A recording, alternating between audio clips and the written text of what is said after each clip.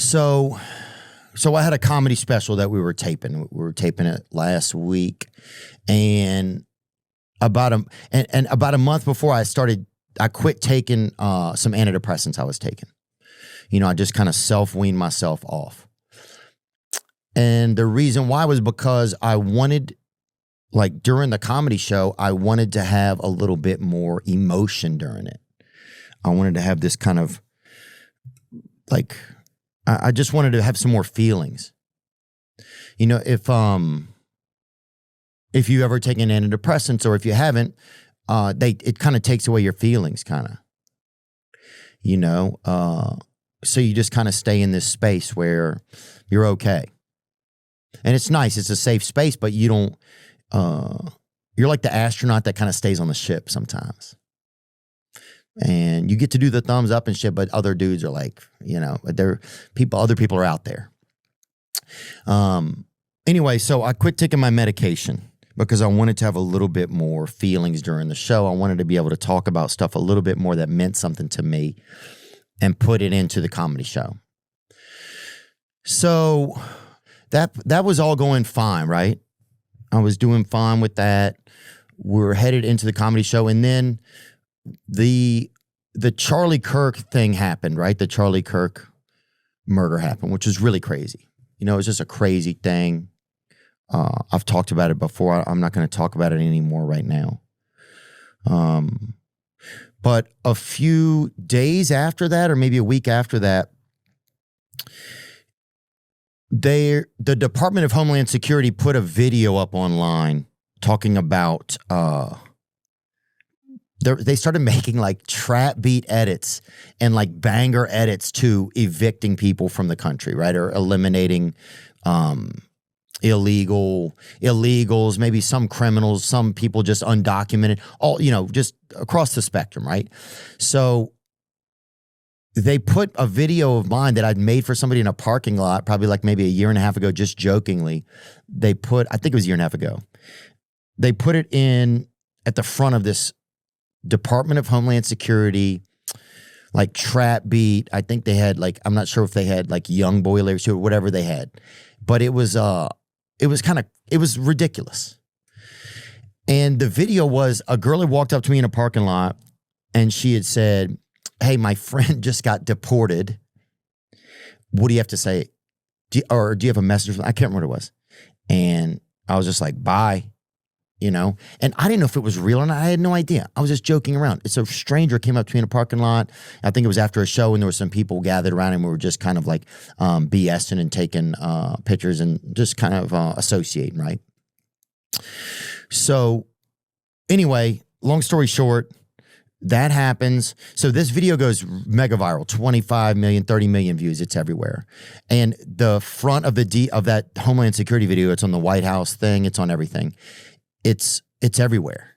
And the first 10 seconds of it are me, right? Like, I don't have anything to do with this shit. Nobody asked me about it. Like nobody said, "Hey, this is going to happen." Like, and I have a lot of different thoughts about immigration, right? They're like showing people getting arrested. Like, it's just an intense thing. Like, and why is the government even making these? I don't know. But that's where we're at in the world. And I have a lot of thoughts about immigration, right? I have a ton of them. And we don't need to go into them all right now. I've talked about them on other episodes. I feel like they're doing a lot of bookkeeping in the country right now because we're going to get into a surveillance state and everyone is going to have to be on the books, right? So that's where I believe that we're headed. But this was just wild, and people are like sending messages and like hateful stuff. And, you think all these illegals should, and all this type of shit. And like, I could talk to you ad nauseum about that, but this wasn't the time for it. It just was something that they used and put out there and everybody saw, right? So I'm getting a ton of hateful stuff and I'm trying to remember everything. I'm trying to kind of remember everything right now. And, but this video goes everywhere and I'm getting like a lot of like, dude, what the fuck? Just all kind of shit, right? Like my phone just blew. I'm like, what the hell? It's just like the last thing I needed, right? There's a week left to this special. And this happens, this thing comes out. And my father immigrated here from Nicaragua, right? Like one of my prized possessions is I have his immigration papers when he came here. And I have them in a frame, and him and his siblings when they came here. And so I have tons of thoughts about it, but this was just fucked up, right? It was fucked up. And it was everywhere. It was like on all platforms and stuff. So that had me really kind of paranoid. That had me start to get kind of paranoid and, like closing, like, I had the curtains in my house kind of closed. I was just like, you're paranoid. I woke up the next morning. Sorry, I need some water. I woke up the next morning to a text from a high government official saying, hey, if you need some extra security in your neighborhood or some extra police cars on patrol, let me know. And I'm like, what? What are you talking about? Extra security? I don't have any, I don't even know the code to my Ring camera. I don't even know how to log in. So it's like, and what, you're just going to put police cars in my neighborhood? What are my neighbors going to think? Now they're fearful. It just I don't know, man. That really kind of shook me. It really kind of shook me. But you keep marching on, and you start getting security. And then now you have security, right? And the thing is, you just don't know. You just don't know. Right? There was a moment on it was White House, because the White House also put this out. Thank you, White House. And look, I'm all for the board. I'm all for tighter boards. I'm all for accurate knowing who's on. I'm all for knowing who is in a country. I'm all for knowing what's in the cupboard of a society. I think you should know every item on the log. I think it should be known, right? I do. Now, how do you get there? That's the bigger question. And we don't have to discuss that today, right? It's not about that. And sorry, I'm going slow here. I'm trying to piece this together. So now I have this thing with security, but then you get a security person and if you're walking on a security guy, then that's kind of uncomfortable. Because now you're it kind of makes you spooked. You're like, well, what's going on? So there's just all of that's happening. And then we get to just the job, right? Which is performing, speaking in front of strangers. You had just seen this thing with Charlie Kirk, right? It's we all watch somebody get lit up. We all watch somebody get murdered casually on our phones, right? And I don't mean to say it like that, but that's how it came across to us. There's no warning on a lot of video you see, and so just a lot of I think unnecessary pressure, a lot of stress going on that I did. Some of it I was aware of, and some of it you just don't know you're aware of it, I think. Because I think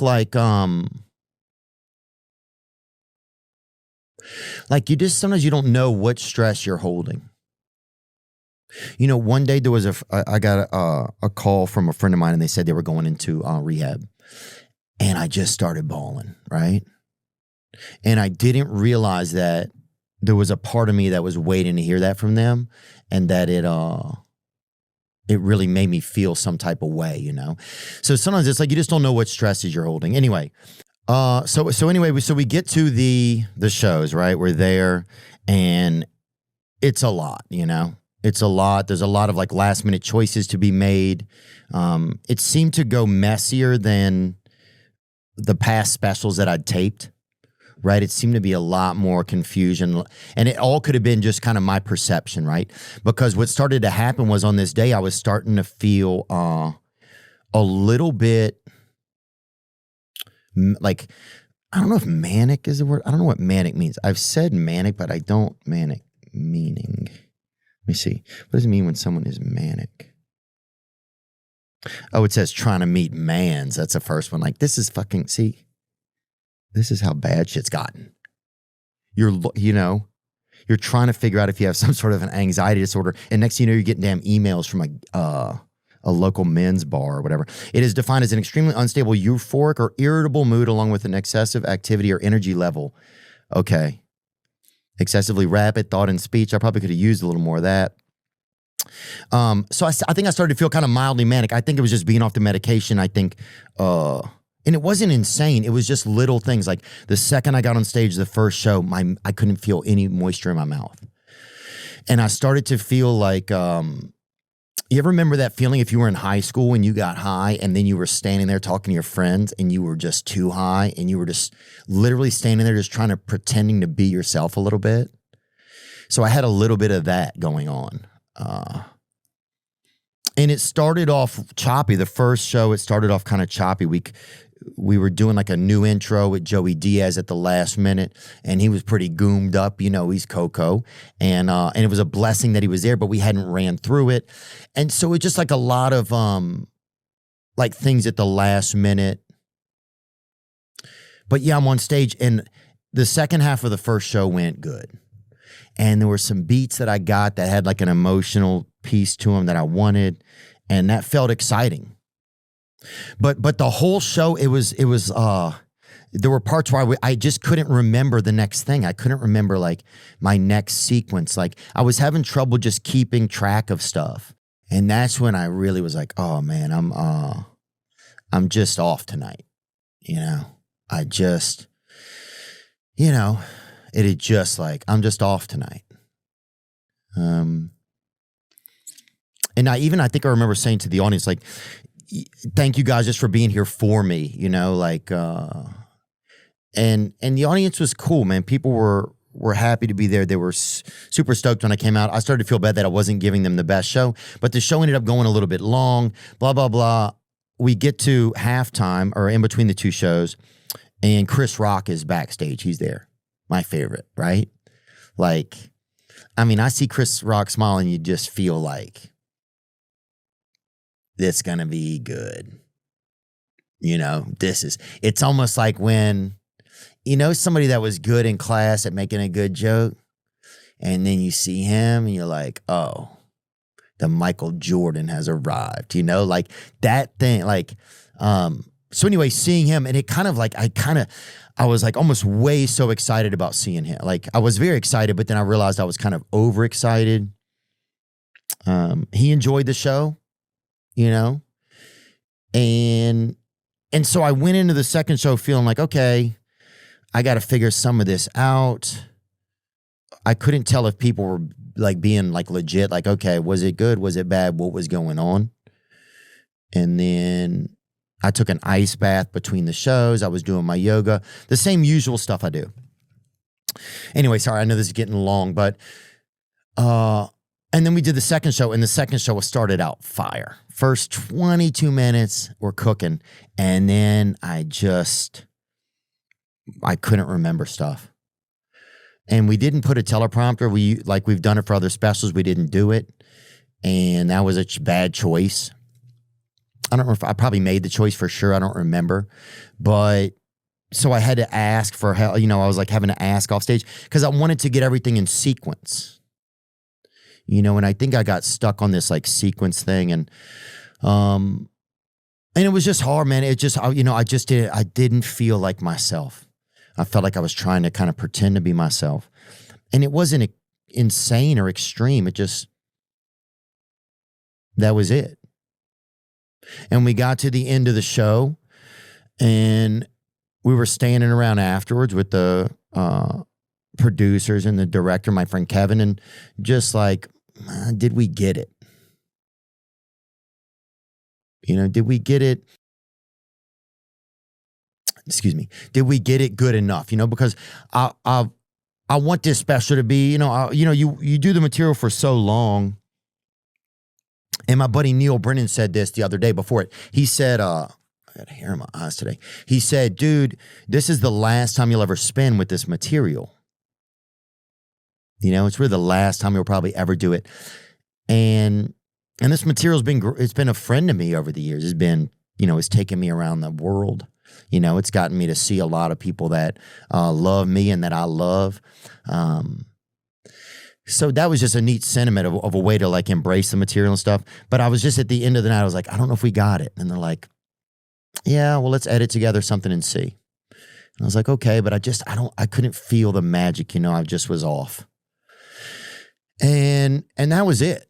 We left the show, we left the theater. we took pictures. I went up by the stage at the end of each show and was like taking pictures of people that were sitting there. And that's when some girl, there was a clip of me, which I think this is what really this is what made things ridiculous. Where in passing, I just was like, or I don't know if it was in passing. I haven't seen the clip, honestly, and I haven't been online. I woke up the next day to like a bunch of things like, bro, what's up? Or things like that. And I was like, oh my God, what's going on? Like, did I steal somebody's horse? Did I hit somebody with a vehicle? I have no idea. It was just kind of alarming. And then a buddy of mine sent me a clip and I could just see the outside. And it was like, you could see me on stage. And then people were asking me about suicide. And I was like, oh God,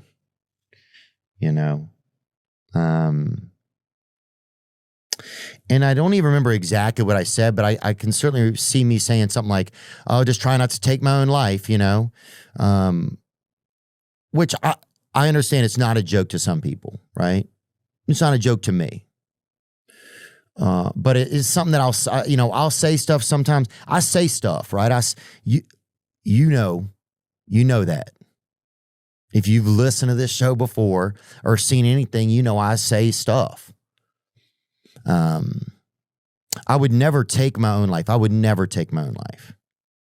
Okay? You hear that, Israel? I would never take my own life. I'm grateful to God for his grace in my life. I love my siblings. I have so many friends and people that love me and people that I want to see their children grow up. I'm hopeful that I get to have a wife and meet my own children one day. Like there's a ton of things in my life that keep me alive and hopeful, right? I want to be able to have an impact in the world.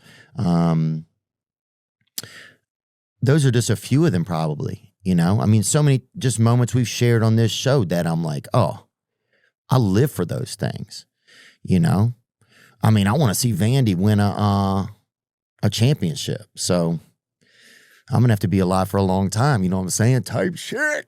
But anyway, that was, so I woke up to that and I was like, oh man.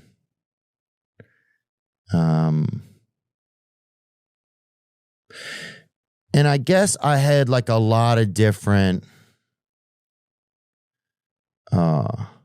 well, in addition to that, people wrote articles, oh, this is bad. And look, it wasn't great. I didn't love it.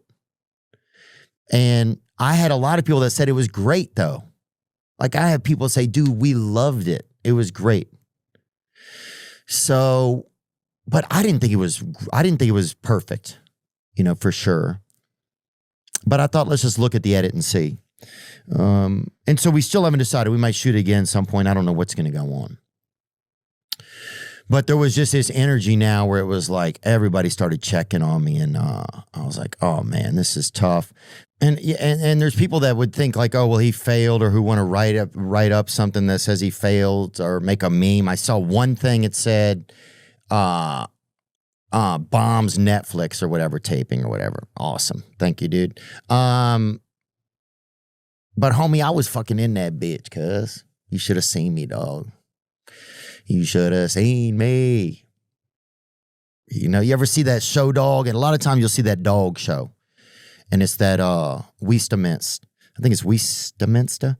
The Westminster dog show. You see that bitch, boy. And they got some dogs in that bitch. And then they got that other, bruh. They got that other little, I mean, this bitch is just a little thoughtweiler, this bitch, They got that little male thoughtweiler rolling up. You're like, damn, that little bit. He got a little, maybe an anklet on or something. Maybe he got a house arrest bracelet on his tail, but that bitch is in there. And they're like, damn, he ain't supposed to be here. But he's over there. He's listening to DMX. We ride. And all the other dogs got all them crazy tricks, and he just he'll gamble on his phone real quick or do something like that. Or he'll fucking run a parlay or something on his phone. And that's his trick. And he'll smoke a Virginia Slim right there and hit that bitch.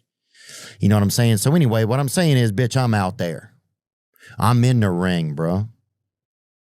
And I failed so many times. You could write, well, bruh, write what you want, big dog. Write what you want. It wasn't perfect, man. I'll agree to that.